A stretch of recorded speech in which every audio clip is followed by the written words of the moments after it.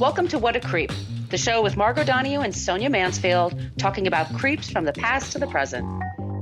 This is your quick guide to the biggest creeps, jerks, assholes, and losers, the best of the worst. From two nice ladies who want the world to be a little less creepy.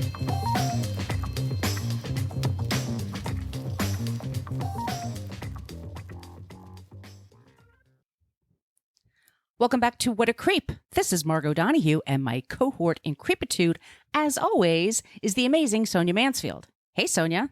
Hello, my friend. Hello, my friend. We're doing something very different today. We have a mystery creeps. It could be multiple. First ever mystery creep. It could be anyone. Anyone, and there's a $10 million reward. It could be you. It could be me. I'd be so fucking out of here if it were me. Trust me, I'd cash that $10 million in 2 seconds. I would use that money to put a down payment on a house in San Francisco. And they would probably laugh at you and say, we're getting cash from somebody else.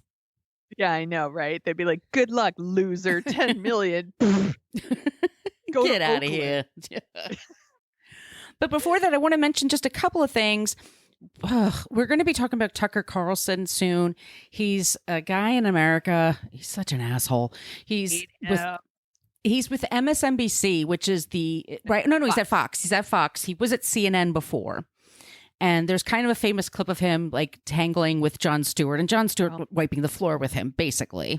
Yeah, it was the best. It feels good. Go back and watch it. Yeah. So we'll talk about that eventually, but we just want to bring it up because in the news this week, turns out Tucker was a part of something called the Dan White Society. What the fuck?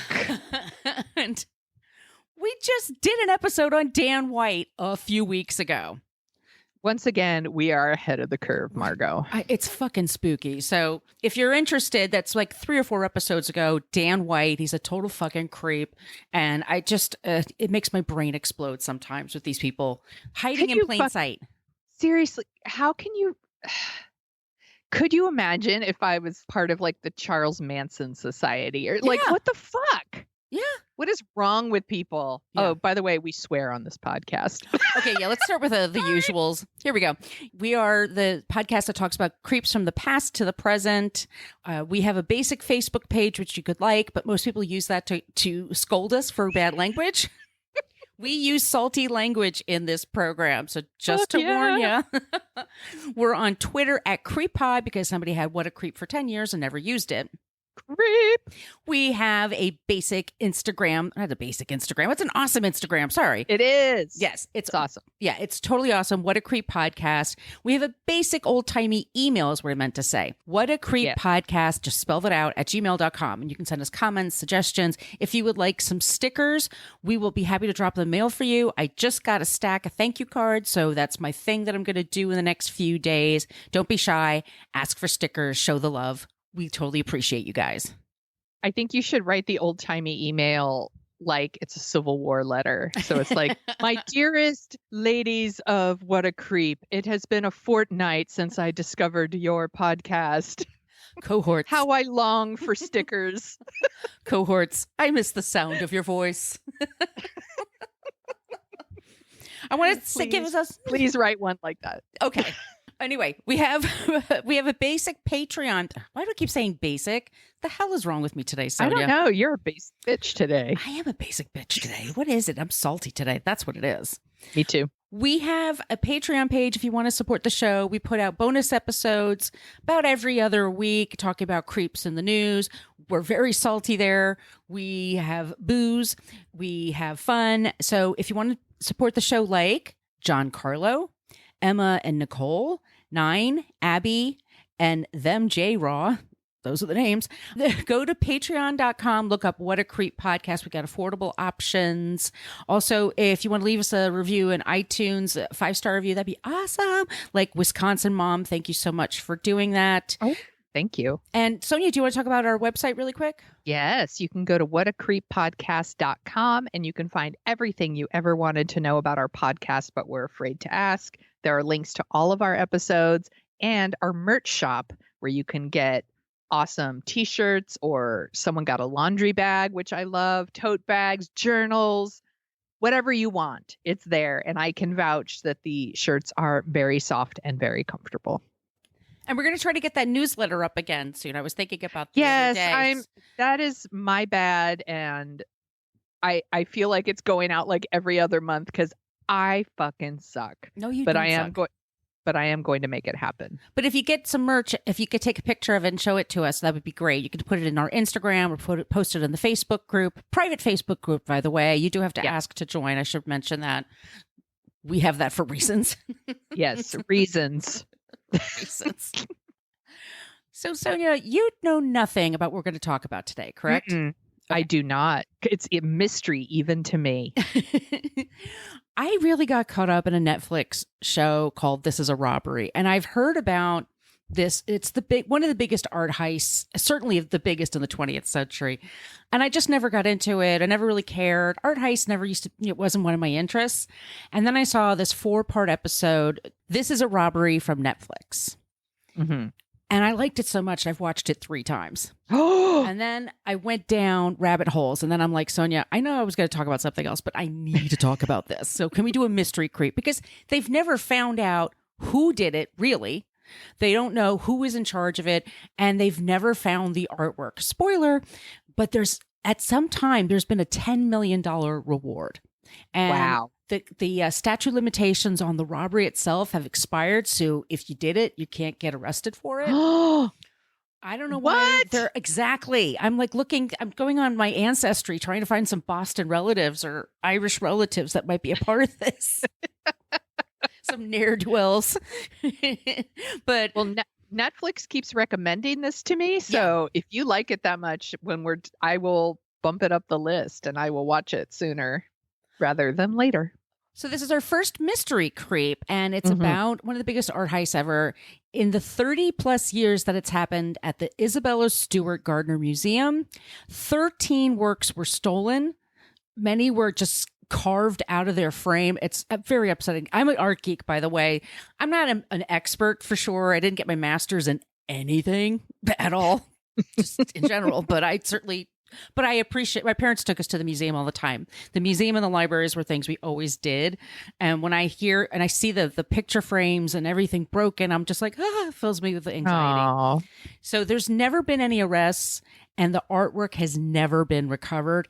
It's worth about 500 million, which is a mind-boggling number, but we're going to talk about why. The trigger warnings, not very much. No sexual assaults this week. Yay! Whee! It's descriptions of violence because we do have mob violence and gang violence here. And also my weak attempts at a Boston and or Irish accent. Thanks for the trigger warning. So just, if that upsets you, you know now. Her accents are wicked good. I'm wicked smart. Wicked smart. So my sources are Gardner Heist. There's a Wikipedia page, of course. There's a page for a man, Martin Foley, the Viper, who's an Irish gangster and scares the shit out of me. I'm not related to him, thank God. There's a clip from the CBS Early Show, a BBC documentary, The $1 Billion Heist, which was from 2020, a news segment from Boston 25 News, moviemaker.com, New York Times, USA Today, this podcast that I love called You Can't Make This Up. It's hosted by Rebecca Lavoie, and she talks to filmmakers who create documentaries for Netflix. So you should definitely check that out. You Can't Make This Up. And then the book is Master Thieves. I really love this book. It was a real quick read by Stephen Kirkjian. I hope I said that right. All right. We're going to begin with Isabella Stewart herself, because I think, Sonia, she's a super rich lady, very privileged, but she's very cool and down to earth. And I think you would like her. And I have a specific point I think you would really like about her. Okay. First, she was born to extreme privilege in New York City in 1840. I like her already. My kind of gal. We have everything in common already. Yeah, right. She went to schools in Manhattan and Paris and Vienna. She was friends with artists like John Singer Sargent, with Henry James, and with James McNeill Whistler. At the age of 20, she married John Jack Gardner, and her father bought the newlyweds their first home in Boston, in this nice section of Boston. They, sad to say, they had one son, and he died from pneumonia when he was 2.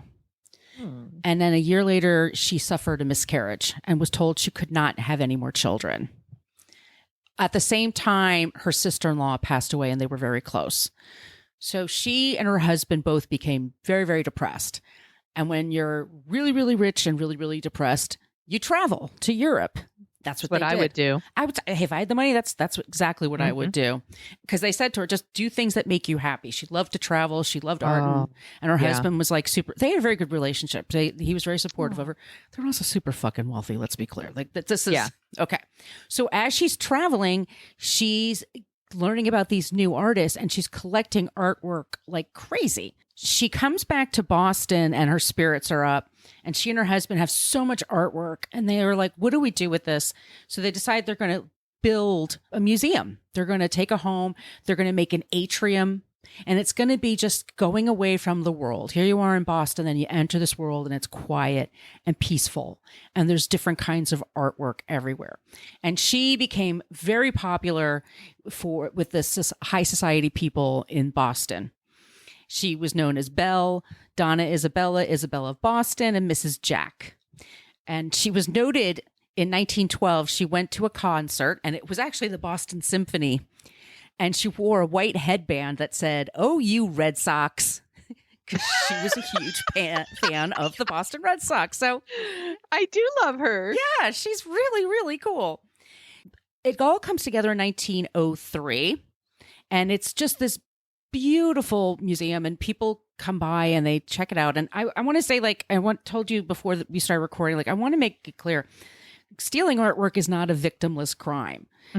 It's easy. There's a BuzzFeed clip that I did not put in the notes because I was so fucking annoyed, but it was these two dudes talking about this heist that we're going to talk about in a second. But he's like, you're just stealing from rich people, so I don't care.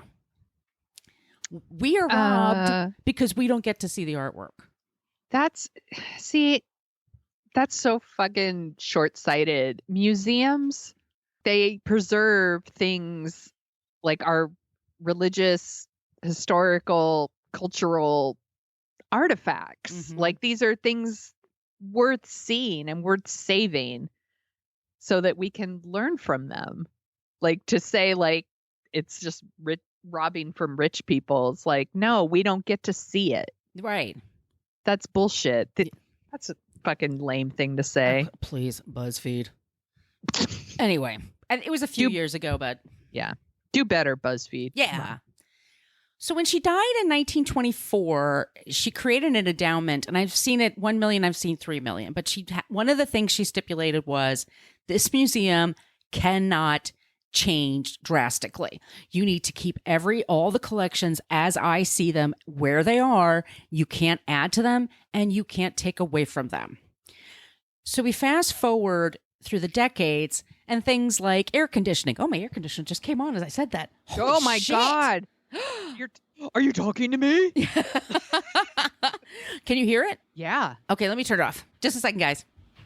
Oops. Oh, Jesus. You okay? What are you doing over there, Margo? I almost fucking tripped on my chair. Oh. All right, let me get myself. That's weird. Your air conditioner came to life. As I said, the word air conditioner. Yeah. Okay. Weird. The building was not staying up to code. Like what happens in a building in 1924, it shouldn't exist for artwork in 1980, let's say. You need air conditioning. You need dehumidifiers. You need to create better security for it. I mean, this stuff was just right in front of you. And the group was told over and over again, you need to update your security. You need to put those little tripwire things that Catherine Zeta-Jones can like wiggle around. They specifically said that before she was even born. We need to put entrapment on our dorking out list. I'd love to see that. Yeah, write that down. Okay. Write that shit down. Okay. You need a security station with a direct line to the police that nobody can get to. You need to have systems that they call every night to the local police. And what they were told by the governing board was, that's too expensive. We can't afford it. And so they did a few things here and there, but they had like a really old janky CCTV system. And they had, by the way, cameras on the outside of the building, not on the inside. Lots of dumb choices here. We get to the 80s and Irish and Italian mobs in Boston start to figure out that the art world is exploding in profits and that museums are run by arty people and do-gooders who are not always into securing their loot. They just don't think that way. They just think about appreciating it. So one of our favorites, Whitey Bulger. Oh, him. We talked about James Whitey Bulger a few episodes ago, a couple of seasons ago. Mobsters like him were casing museums and figuring out what to take, that the pieces that they could fence and do it quickly. In 82, the FBI warned the Gardner Museum that there was a plot in the works targeting them specifically and that they need to update their security. In 88, an outside security expert told them that there were multiple issues. They need to actually pay their guards better. They were paying the minimum wage. And they had to update things. And same thing. Yeah. We'll get to it. But they weren't making that much money. They were taking those couple million that they had from 100 years before, and they had some donations. They weren't thinking bigger, though. They should have had private parties to raise money to get better security. They didn't have people thinking that way. That was the problem. There's a lot of problems. So here we are. It's 1990. Even though a nearby museum had an attempt of two men dressed as police try to break in, this was in January of 1990. The guard said, let me call my supervisor and then I'll let you in. And the two guys took off. And everybody knew about this. Well, on March 17th, 1990, it's St. Patrick's Day in America. And we act like idiots on that day. Oh, God. Me as an Irish American. In Boston, it's next level. Yeah. Yeah, it's like piles of green vomit everywhere. People start drinking at 5 a.m. It's like the pockets of where we are. It's like Boston, New York, Philadelphia, Chicago, San Francisco. It's drinking. And if the holiday happens to land on the weekend, if this was a Saturday, it's like a vomit-a-thon. I mean, they're just drinking all day. And their security team shows up for work, and it's like the overnight shift. And one of them was a guy named Rick Abbott. He was very smart, but he was also very much a musician. And he was in a fish-like band called Ukiah. And he liked to party at night, party at the gigs. And then he'd show up at work and he would work his overnight shift and he'd be high as a kite or he'd be hungover. Just not reliable. And he had this long curly hair like Weird Al Yankovic. So try to picture this guy. Are you a Fish fan, by the way? I like a couple of their songs. I'm not against them. I know they're triggering for people. They're not my jam, but I know people love them. Yeah. Rick was also, you'll be surprised to find out, was a Grateful Dead head. So he was also following them. Yeah. On December 31st, 1989, Rick invited a few of his friends to hang out at the museum all night to ring in the new year. Not exactly a great catch for a security guy. Damn it, Rick.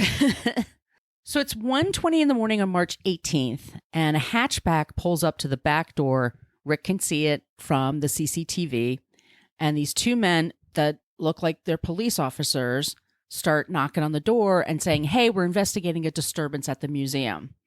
And Rick, who swears he wasn't high that night, he just lets them in. And as soon as he lets them in, he walks away from the security table. And on the security table was that button that you hit and the police come right away. So he just walked away from the table. Yeah. He lets them in and then they start to be threatening with him. Like, "Hey, we think we got a warrant out for you.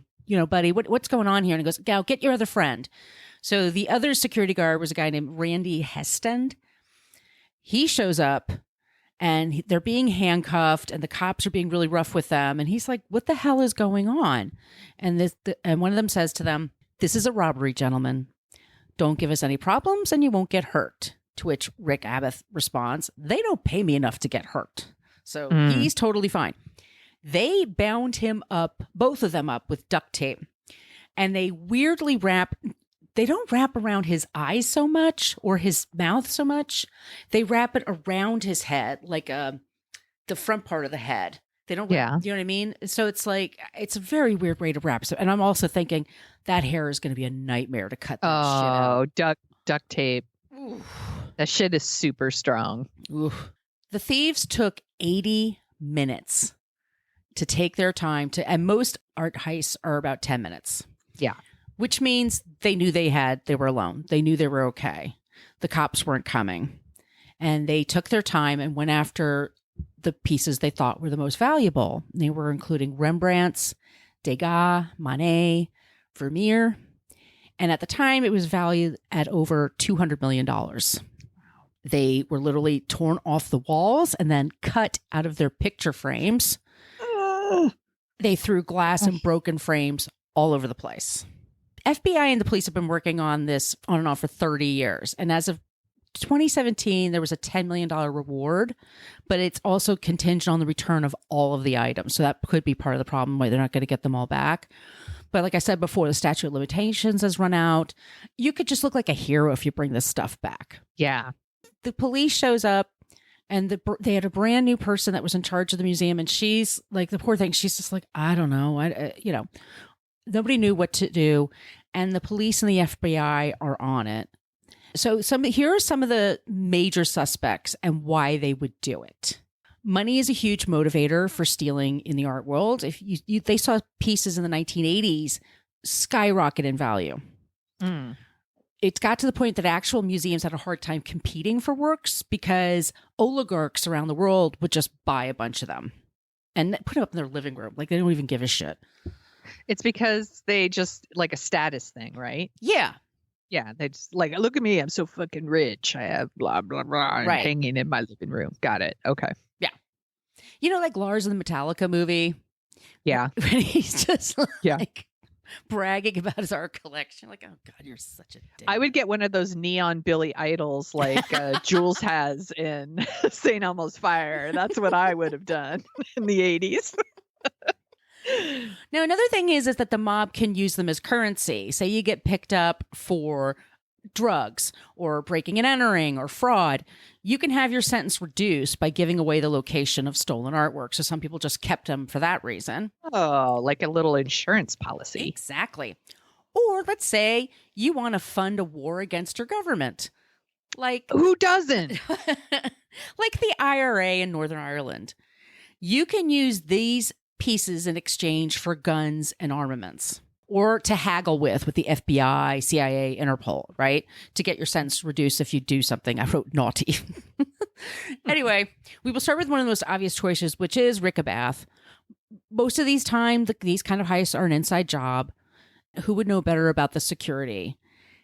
He had let people in before, and he made the error of bringing the fake cops in the first place. Mm-hmm. He'd taken several lie detector tests. He was brought before a grand jury in 2010.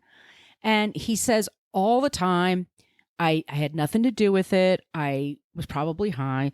I had nothing to do with it. And he doesn't live high on the hog. He has a very quiet lifestyle. He always says he passed lie detector tests. And he's never seemed to be financially rewarded for what happened. His band never took off, huh? Ukiah. Remember Ukiah?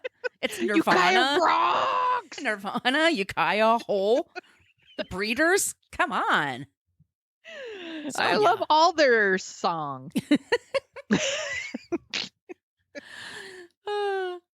Our next suspect is past creep James Whitey Bulger of the Winter Hill Gang. Yay! You woo! Bulger. The crime took place in his neighborhood. And he was very close to the cops at the time because he was an informant. Mm-hmm. Spoiler. He could easily get a couple of police uniforms that look like the real deal. Yeah. On top of that, No, I was just going to say, I can't imagine anything would happen in his hood that he didn't know about, right? He got the message across to people. He didn't like surprises. Just a little bit. Yeah. Just a little bit. He also was a big supporter of the IRA. He was behind, we talked about in the other show, the ill-fated attempt to send arms directly in a boat, the Valhalla, from Boston to Belfast. And he got caught. Charlie Hill is a retired investigator for Scotland Yard, and he thinks Whitey was behind the robbery and that the art is someplace in Ireland. That's what I think. Okay, good. Here we go. All right. In 1994, the museum director, once again, she was on the job for only 6 months prior to the robbery. Her name was Anne Hawley. She received a letter from someone who claimed they knew where all of the pieces were and wanted to negotiate their return without being charged with a crime. And the Boston Globe and the FBI were notified, but that person got cold feet and backed away and never wrote back again. Mm-mm. We have Brian McDevitt. He was a local con artist who had claimed to friends he planned to rob the museum of their Rembrandts. He once dressed up as a FedEx driver for a heist and resembled the sketch of the suspects. I think he did it. He refused to take a polygraph test, and none of his fingerprints were found at the scene. After this, he moved to Hollywood to have a writing career. He died in 2004. Did he write Entrapment? No, he was a guest on 60 Minutes. I think he's just padding his resume there. Yeah, I don't think he did anything. Now we have the Merlino gang. This is the Italian gang. There were a network of criminal organizations throughout New England and the Mid-Atlantic states that sometimes, not very often, but sometimes worked together on big-time schemes. And so Boston mafioso Frank Salemi ran his business out of an auto body shop in Dorchester, which was run by Carmelo Merlino. I know it's a little much. Okay. Merlino had a henchman whose name was Louis Royce. Louis Royce was an out gay man in 1980s Boston and a thief and all these other things. So that tells you what kind of strong personality he had. Mm-hmm. He knew about the weaknesses of the museum and he planned a job in 1982. But at the time of this robbery, 1990, he was in jail, but he could have been a part of it or inspired the gig. So I think he did it. Okay. A lot of people, Sonia. You're rounding them up.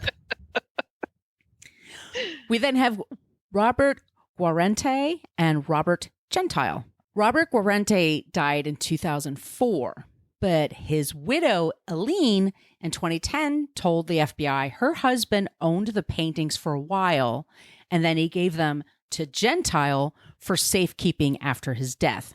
So Robert Gentile was brought in by the FBI for questioning, and he did fail certain parts of the lie detector.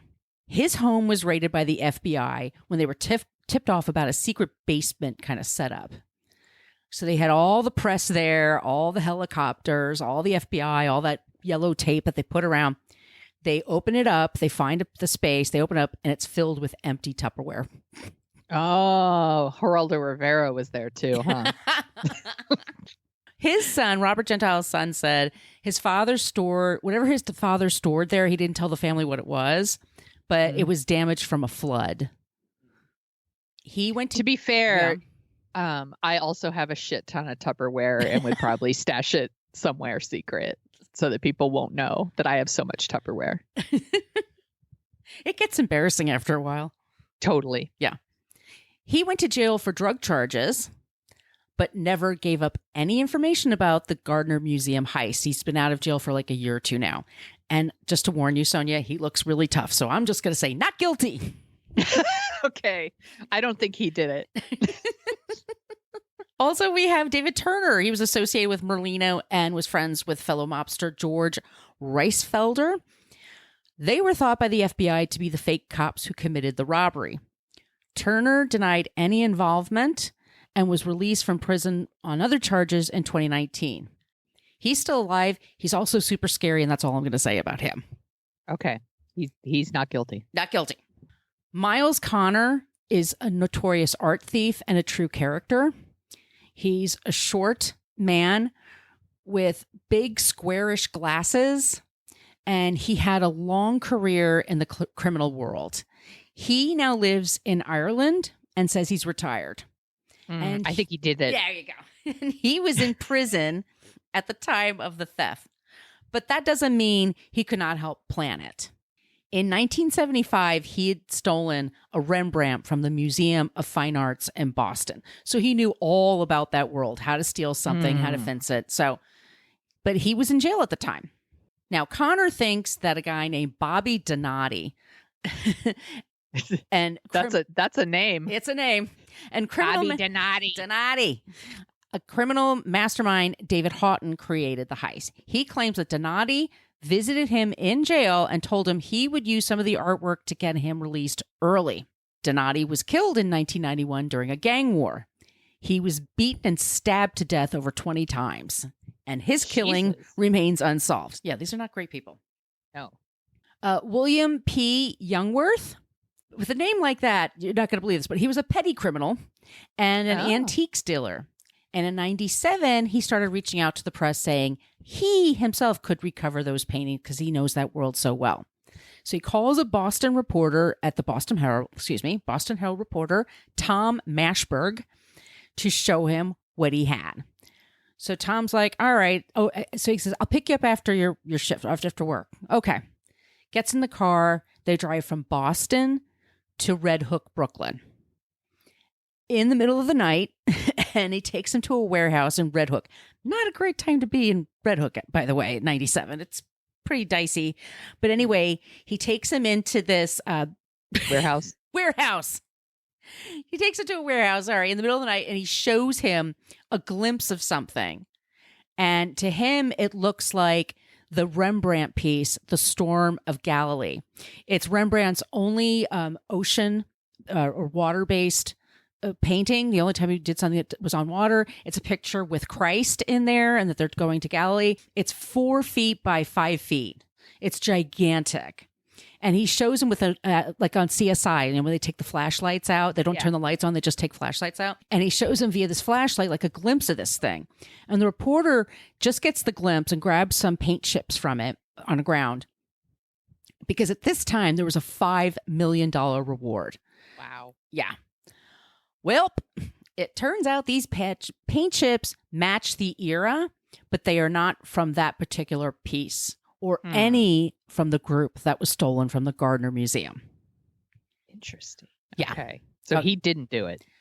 Well, who knows? He didn't know where it was. He swore that he did, but he's never been able to take them anywhere.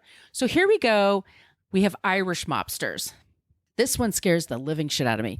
Martin Foley, the Viper. He is a big-time Irish criminal who has been shot at over a dozen times in his life and always pulls through. Damn. Yeah.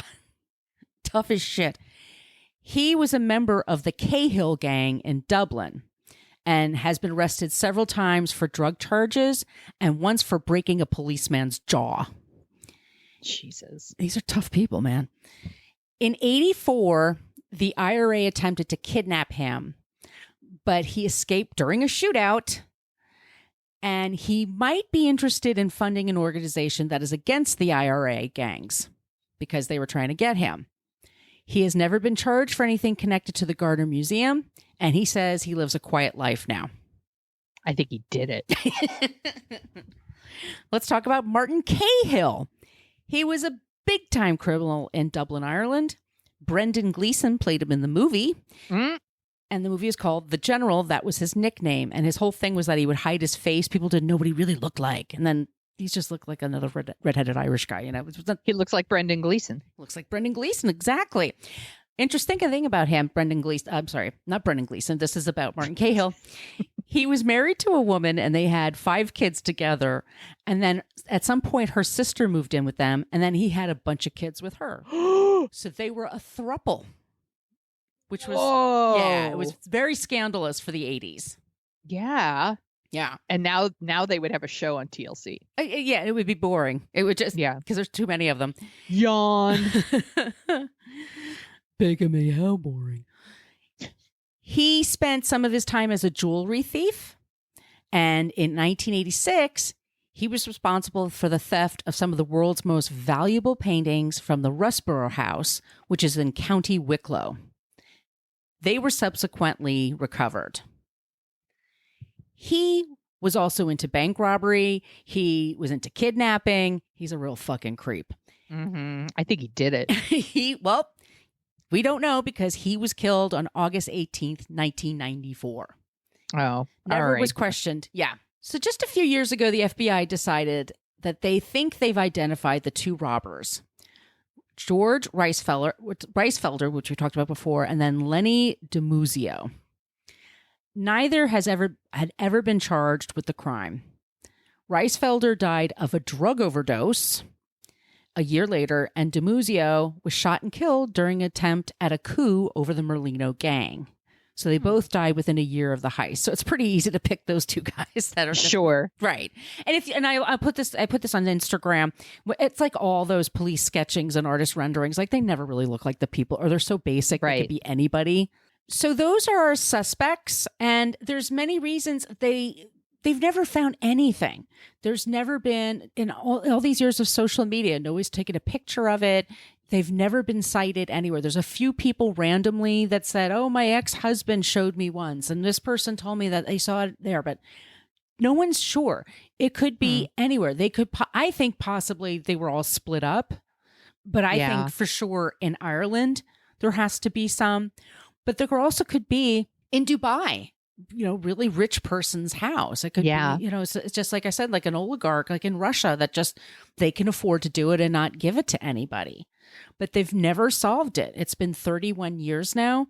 And they were saying at the end of the Netflix special, there's a $10 million reward. I think they're going to get some people interested because it's super interesting.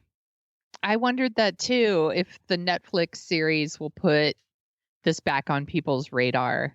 And then, $10 million. I mean, that's a pretty strong motivator for giving a good tip.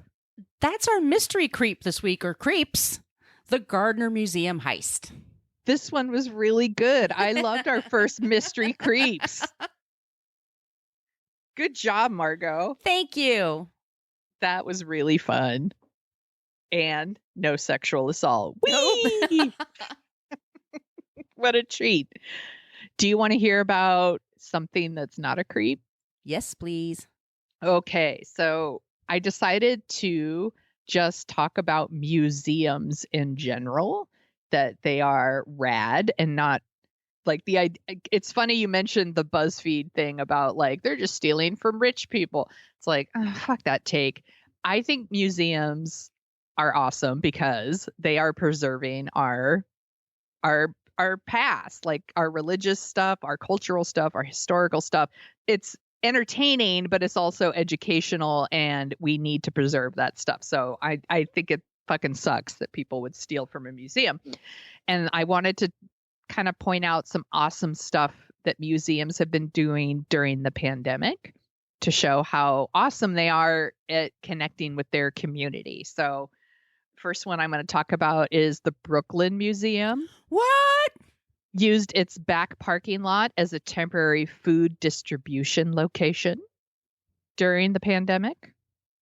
The Filson Historical Society also worked as like a food distribution location for a nonprofit called Feed the West. This was in Louisville, Kentucky. The Kids Zone Museum in Truckee, California made fabric masks. They partnered with a organization called That's Sew Tahoe, like SEW. Love it. And I know, and I love it. And made masks for people. The Museum of Science and Industry in Chicago lent their 3D printers to help make personal protective equipment. Crystal Bridges in Arkansas took their artwork actually outdoors to hospitals and senior living facilities so that people could actually see it. And because looking at that stuff makes you feel better, makes you feel less lonely. Mm-hmm. They also commissioned like original artwork from like local artists, and they made all these postcards, and then they sent them to over 3,600 people in hospitals, senior living facilities, and other isolated populations. I think that's super cool. Mm-hmm. And then there was the Little Scholars Program in Fort Worth Museum of Science and History. I should say there was like museums all over the country that did little pods for people, like for students to help them learn during this time, which I think is amazing. The El Pueblo History Museum set up a grab and go lunch site for kids with like low income kids in that community to come by and like grab, because school for a lot of places school lunches weren't happening anymore. And for some people who are really low income, like those That's lunch their meal. programs, that's their meal. It's so sad to think about, but it really is a thing. And so a lot of museums set up these sites for people to come by and grab lunch, which I think is amazing. History Colorado, Chicago History Museum, they all donated masks and gloves. The Children's Museum of Houston and the Children's Museum of Manhattan set up virtual learning centers for people. Like I could just go on and on. The Cincinnati Zoo, I think a zoo is kind of like a museum. They posted daily safari videos for kids to watch to entertain them. There's just there's so much. And I think it's amazing that museums, they want to help you. They want to teach you. And stealing from them, it's like you said, it seems like a victimless crime, but it isn't. They're stealing from us. Yeah. When they do this. It's why it pisses me off. Yeah. But I wanted to give a shout out to to museums all over the country are just doing awesome shit for us. And we should be thanking them so they're not creeps. Oh, I love that, Sonia. Good work. Thank you. Well, if you guys like the sound of our voices, and why the hell wouldn't you? Yeah, I know. Damn it. We're goddamn pleasure to listen to. We also co-host a show called Dorking Out, where we dork out about movies.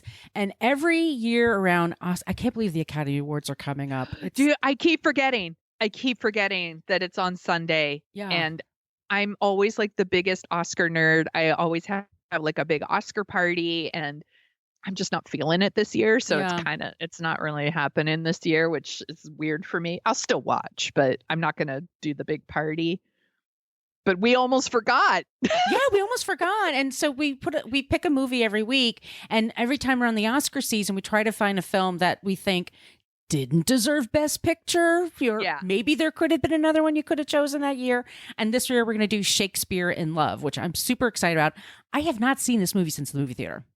I have not seen it since the movie theater either. And I think I'm very curious to see how it holds up. It's a big feather in the cap for one of our past creeps, Harvey Weinstein. Mm-hmm. So I'm wondering how much of that will be hanging all over that movie for me. But I'm excited to talk about it. And Goop. We covered Goop in a past episode. Oh my gosh, so many creep factors in that movie. Yeah, so I'm excited to see it. Once again, please follow us on all the things social media wise. We love it when you use the pots of Annie. Excuse me, when you use the pots. Oh my God. When you use the GIF of Annie Potts in Ghostbusters. We got one. And for creeps and also for non-creeps, we love your suggestions for that. That's always really helpful. Be sure to join our Facebook group. Once again, you have to ask to join. It's a private Facebook group, but reach out to us at CreepPod on Twitter, on Instagram. Once again, our email is whatacreeppodcast@gmail.com. Thank you guys so much. And Sonia, where can they find you? You can find me at thesoniashow.com and the Sonia Show on Twitter. And oh my gosh, now I'm doing it. Also, the Sonia Show on Twitter and Instagram and sometimes TikTok, where I'm there to ruin it for the kids. Where can people find you, Margot? I'm on social media at Brooklyn Fit Chick for Twitter and Instagram. I'm also on TikTok, though I haven't done anything yet because I can't figure it out. I think I will eventually, though. And my blog is brooklynfitchick.com. And in the meantime, stay safe, get vaccinated, maintain the social distancing, don't steal artwork, don't be a creep. Creep! Thank you for listening to us talk about creeps. You can follow us at What a Creep Podcast on Facebook, Twitter, and Instagram. But don't follow us too closely. You can email us your creepy stories at whatacreeppodcast@gmail.com. But please keep your dick pics to yourself.